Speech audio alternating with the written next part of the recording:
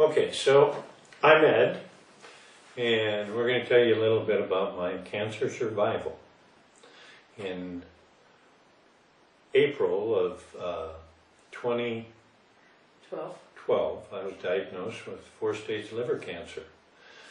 We found out about it after a vacation that I started getting a little sicker and sicker, and I wound up in the hospital with a clogged up bile duct on my liver, and then the MRI showed I had 13 centimeter 11.5 or 11.5. It's really bad. It's okay. 11.5 centimeter tumor on my liver with multiple smaller tumors, lesions on my liver. It was very scary. Yeah, and it had metastasized to my lymph nodes. And I started thinking, the hospital said it was inoperable, I was too far advanced, that basically they were going to hook me up with hospice and send me home to stay comfortable until I died, which they said would be within 2 weeks to 2 months. A couple of the doctors said 2-3 months. And I lost a lot of weight and started turning gray, my bones stuck out. My friends had come to visit me and start crying because they thought I was going to die in a minute or the next day or two. And I kind of thought I was too. I thought I was really sinking. My sweetheart, grasping for straws. Well, actually 2 friends came on the same day and brought Phoenix Tears with them and said, "You have to start these Phoenix Tears," and told her she got to get me on the Phoenix Tears. So you have to maybe explain what Phoenix Tears are. Yeah, it's a whole plant reduction process using marijuana and alcohol, and it's cooked down to the oils. Very concentrated. Concentrated oil, THC and CBD oils and marijuana oils. And it's kind of a tar form. It's basically herbal chemotherapy. Which we found out later, because you kind of just took it because you couldn't stand the morphine. Yeah. It made him really nauseous, and so he just started taking really small amounts, and slowly over the, I would say 3 weeks, I decreased the morphine and you increased Phoenix Tears. I was taking a lot of them too. Yeah, 2 at times. And I would say over months and a half maybe, you were completely off the morphine, and you were using that as a pain manager. Basically, we had no idea what else it would do. Yeah, and then I started getting better, and pretty soon I was able to walk around the house, and a few more weeks after that I was able to cruise in my car. Well, that's not quite true. It took about a half a year before I was cruising again? Well, maybe not quite, but in the beginning, because I think that's important, it made you really slow motion a little bit, even so you were used to getting stoned. It was so concentrated, and we researched it, or I researched it on the internet, and Rick Simpson, who came up with the idea of the Phoenix Tears, used it for his own cancer and friend's cancer. And his recommendation was 1 gram of cannabis oil a day, which, for a lot of people would be really hard. Really overwhelming. Yeah, I mean, would probably make me kind of just nearly comatose. But there's new ways now to lower the THC and well, slowly, new plants, more than new ways. But you could take it. I mean, yeah, at that point we didn't have the high CBD plants available, so I used what we had left from the year before and that year, and just kind of threw a conglomeration of everything together, and it worked amazingly. And here I am today. So, but it was a struggle. It wasn't a hard struggle, but it was definitely, it took a lot of effort and took a lot of attention by my sweetheart and a lot of research. Yeah, and what I want to say, I started at the same time researching, and I realized there's some wonderful sites where actually a lot of survivors are coming together who have had 4-stage cancer, and she had gone through the chemo and radiation and still made it using natural chemo, and there's many other, but we just focused, and we think it's amazing that hemp oil did it for us, but we also used eating well, detoxifying, high doses of vitamin C. We had a naturopath doctor. Yeah, actually we did intravenous vitamin C and high mineral doses and to help counter the weight loss, which can kill you.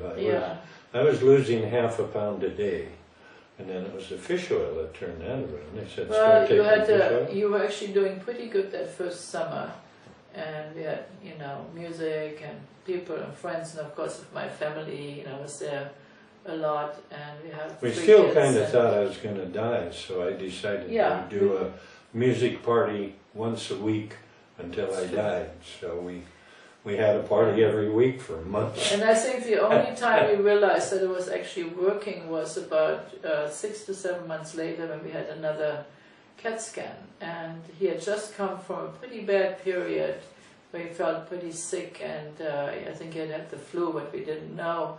Or he was detoxifying and getting... Well, probably a combination of both, because I went and got a flu shot because the clinic scared you and said I'd die if I got the flu. So she talked me into getting a flu shot, which I didn't want to do, but I did, and I think I had the live flu virus in me at the time, and then I had to deal with the antibodies, dead flu virus. But you got very sick. And I did get, I had a medical crisis and almost went down from that one. And I thought right after, as we did the CAT scan, oh my God, this is going to be really bad news. And then his tumor had actually shrunk from 11.5 centimeters to 5, and the tumor markers were normal, and there was no... Normal means they went down to the normal range. Right. And you had nothing in your lymph nodes. And my lymph nodes, they said my lymph nodes were clear and all my organs were clear. And we have continued doing a whole protocol of really living well and doing supplements and seeing the naturopath doctor, and he's continuing on the hemp oil. Yeah, microdoses, small doses. Yeah, but big for anybody else but you. Yeah, I would say I take a 1/4 gram a day now. That is a lot, yeah, but... over 4 or 5 doses. Right, right.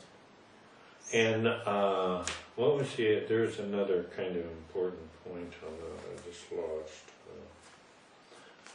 Well, I kind of like to say something as just a caregiver, because when you get a thing like that someone says you're going to have only a very short time, you know, you kind of go into total fear. And it was just luck that they told us, you know, there was really nothing we could do, because so many people end up as doctors and do chemo, radiation, and they contact me, actually, they have contacted me over the last 2 years from everywhere. I just got one from Turkey who was really desperately trying to get the hemp oil. From Africa, and from Russia. And what is so sad about it is they try all the... Even so it's a 4th stage, even so the doctors feel there's a very small chance, they just go through all the really heavy treatments and... Torture. Yeah, and very, very few people make it out of that. So then they come and want to do the alternative treatments, and that's really hard because your body's immunity system is already so down, and I would just advise people to at least take a little time to... I'm not saying one is better than the other, because I'm not a medical person, but I'm just saying take time to research. I mean, a week, I mean, you've had the cancer probably for years. I mean, a week or 2 isn't gonna, you know, make such a big difference, and you need to decide and you to use your intuition, what you want to do with your life.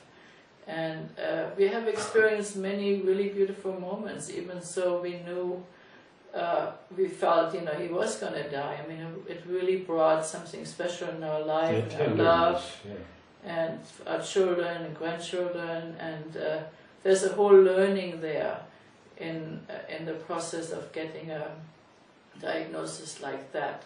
And I find that, you know, one can go past the fear and also becomes open to talk about, we all are going to die, and what is that fear about, and kind of just look at it and see, and don't give your moments away. The moments you still have, I mean, are so precious.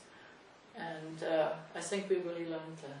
I think we did too, you know, because there's for me, a real detachment set in and about a lot of things that basically drove me, that, you know, kept me active and that I was inspired to do, and all that fell away. I became very indifferent, and she became less indifferent and more fearful. It was much harder on her because I was fairly stoned. I was just fearful for maybe the first months. Yeah, yeah. And Well, off and on. You were scared anytime I had a little really pain. sick, Oh yeah. God, is that the cancer? That's true. But overall, I'm surprised how We mellowed accepted out, I for was. You know, I felt I was. You know, I didn't feel that fearful.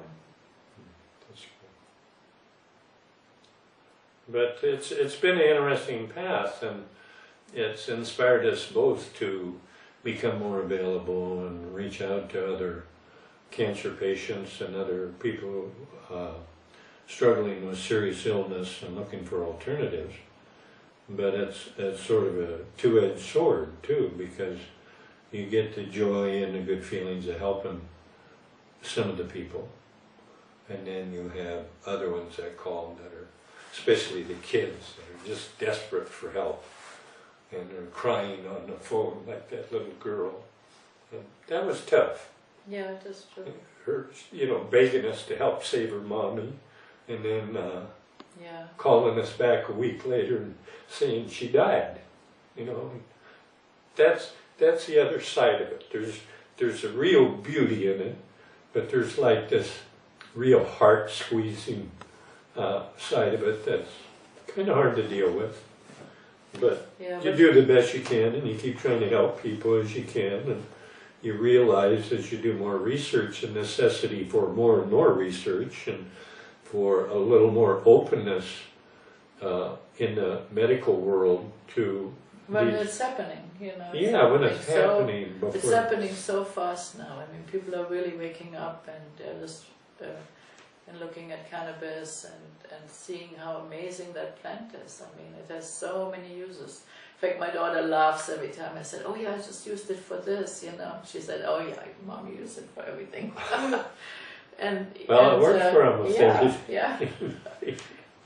But there's so much more research needed. So. Yeah. But several good sites for people to look at. Well, we're going to put that up.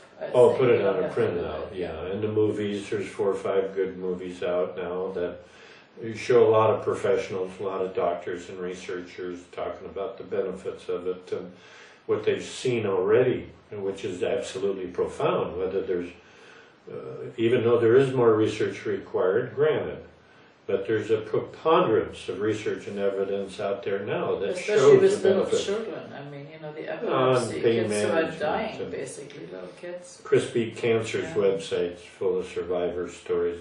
Granny Storm has pot survivor stories on it, you know, using that protocol.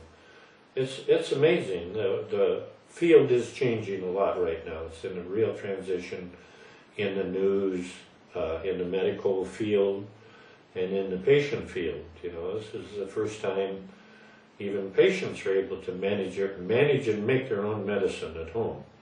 Now, there guidelines need to be printed for that. There's a lot of cautions that need to be addressed with that as you concentrate these pot oils, hemp oils. You're also concentrating any other negative things on it, such as pesticides, or, you know, so there's a real importance for a general knowledge of testing, general research, how to access testing. Even the doctors, they all emphasize that in these movies, that, you know, it's necessary to test what you're doing. There's too many people doing home remedies and non-proper medical environment to do it. But what is so amazing about it is no one has really ever recorded has ever died by using it, and even so we blundered, you know, and all our friends are blundering. I mean, it's just amazing how harmless the plant is. Yeah, that is amazing. Absolutely amazing. Okay, enough.